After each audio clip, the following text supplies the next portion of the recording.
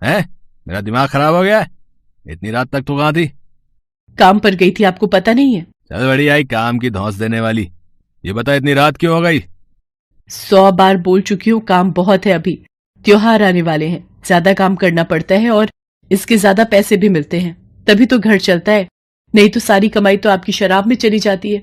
खुद तो कुछ करते नहीं, बीवी करे तो फालतू की बातें बनाते रहते हो। पत्नी के मुंह से ये बात सुनकर हेतराम को मिर्ची लग गई।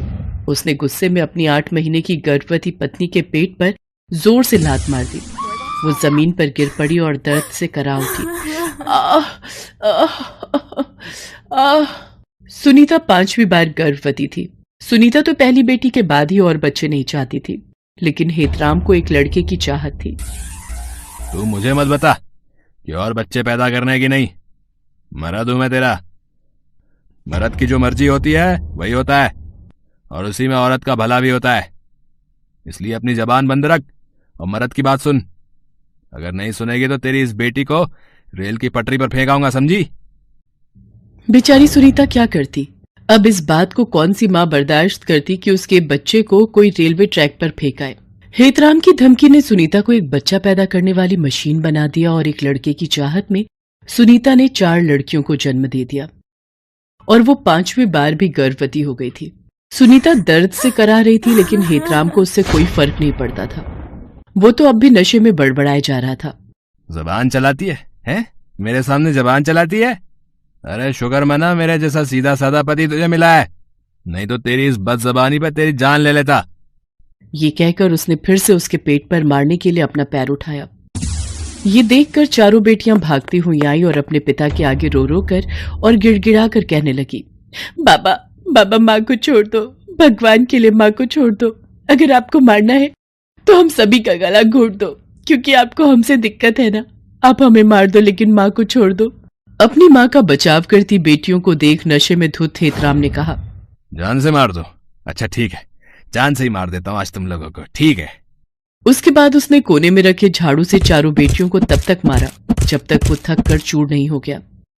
उसकी बेटियां दर्द से कराहती रहीं, लेकिन उसके अंदर तो दिल था ही नहीं। ना जाने कितनी बार उस जालिम ने अपना जोर अपनी पत्नी और बेटियों पर दिखाया था। कुछ दिन और बीते। एक रात सुनीता को प्रसव पीड़ा शुरू हो गई। पेट में बहुत दर्द हो रहा है जी। लगता है मुझे प्रसव पीड़ा शुरू हो गई है। वो कराते हुए अपने पति को उठाती रही, लेकिन वो हूं हां करता रहा, लेकिन उठा नहीं। अब सुनीता से दर्द बर्दाश्त नहीं हो रहा था। वो किसी तरह बाहर आई और अपनी बेटियों को बुलाया और कहा, बेटा बेटा अस्पताल जाना होगा।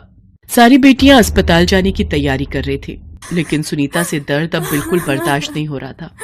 उसने अपनी बेटियों से कहा, मैं अस्पताल नहीं जा पाऊंगी बेटा, नहीं जा पाऊंगी। ये कहकर वो अपने कच्चे मकान के कच्चे से फर्श पर लेट गई और कराहने लगी। थोड़ी देर बाद उसने फर्श पर ही एक और बच्ची को जन्म दिया और उसके साथ ही वो हमेशा के लिए इस दर्द भरी दुनिया को छोड़कर चली गई। अभी अभी इस दुनिया में आई जोर जोर से रो रही उसकी मासूम सी बेटी को तो ये पता भी नहीं था कि उसे जन्म देने वाली माँ अब ना तो उसके आंसू देख सकती है और ना ही उसके रोने की आवाज उसके कानों में पड़ सकती है।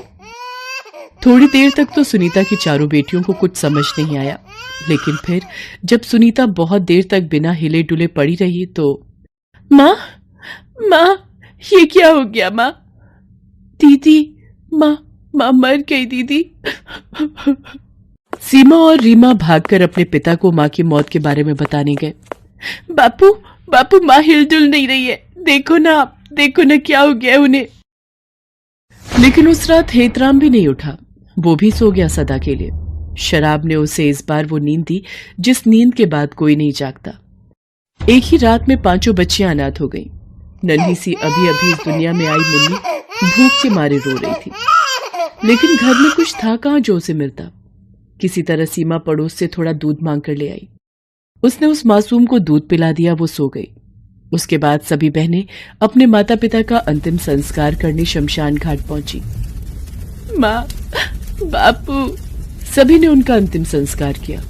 जब वो अंतिम संस्कार कर घर लौट रही थी तो जोरों की बारिश शुरू हो गई। बारिश इतनी भयंकर थी कि ऐसा लगा कि उस बारिश में सब खत्म हो जाएगा, और खत्म हुआ भी। माँ बाप तो उन 5 बच्चियों के चले ही गए थे, उनके घर पर बिजली गिर गई और उनका कच्चा मकान जलकर खाक हो गया। चारों बहनें जब घर पहुंची और अपने घर का यह हाल देखा, भगवान हमें क्यों छोड़ दिया?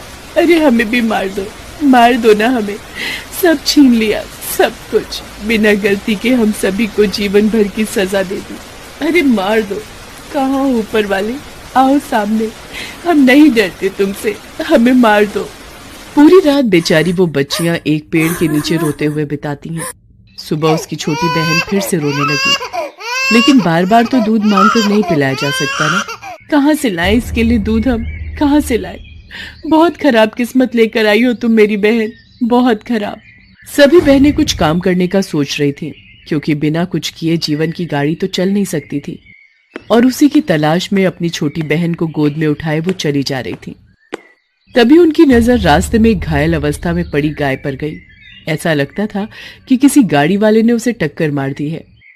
चारों बहनें उस गाय को देखकर दुखी तो बहुत हुई, लेकिन वो क्या कर सकती थी। उन्होंने उसे देखकर भी अनदेखा किया और आगे बढ़ने लगी।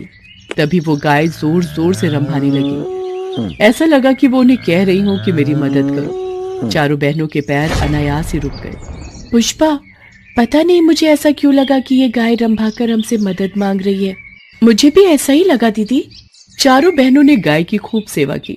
अपने फटे चिटे कपड़े से ही थोड़ा कपड़ा फाड़कर उसके घाव पर बांधा। भूखी प्यासी वो बहनें उस गौ माता की सेवा करने लगी और फिर थक हार कर सो गईं। और जब उनकी नींद खुली तो उन्होंने देखा कि उनकी सबसे छोटी बहन गाय के बगल में चुपचाप लेटी हुई है और गौ माता उसे अपना दूध पिला रही है। चारों बहनें गौ माता के इस उपकार को गौर से देखने लगी और मन ही मन उनका धन्यवाद करने लगे। दीदी, गौ माता ने हमारी सारी चिंता ही दूर कर दी। अब मुन्नी को दूध की कोई दिक्कत नहीं होगी। मुन्नी दूध पीकर फिर सो गई। तब गौ माता फिर से जोर जोर से रंभाने लगी, जैसे उन सारी बहनों को शुक्रिया कह रही हो। गौ माता अब चारों बहनों के साथ ही रहने लगी। बहनों ने रोजी रोटी चलाने के लिए गौ माता के दूध से चाय बेचने का व्यापार शुरू किया। गौ माता के दूध से बनी चाय इतनी स्वादिष्ट होती कि इस चाय का स्वाद तो अद्भुत है। मैंने सच में ऐसी चाय आज तक नहीं पी। धीरे धीरे उनकी दुकान खूब चलने लगी। थोड़ा समय और बीता। अब उन बहनों ने गाय के दूध की मिठाइयां बनाकर बेचनी शुरू कर दी और वे मिठाइयां भी लोगों की जबान पर ऐसी चढ़ी कि जो भी एक बार उनकी दुकान की मिठाई खाता वो बार बार उनकी दुकान पर आता। धीरे धीरे कर उन बहनों का संघर्ष कम होता गया और गौ माता की कृपा और अपनी मेहनत से वे कामयाबी की नई नई मंजिल पाती गईं। Thanks for watching.